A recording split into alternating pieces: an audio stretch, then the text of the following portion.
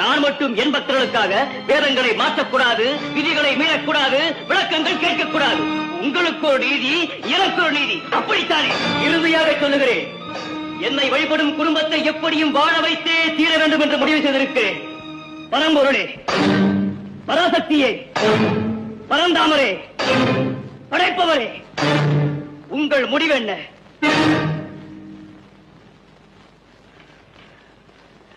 பொறுமையோடு பேசி வாங்க வேண்டியதை போராடி வாங்கும் நிலைக்கு என்னை ஆளாக்கி விடாதீர்கள். சொல்லுங்கள், சொல்லுங்கள், சொல்லுங்கள்.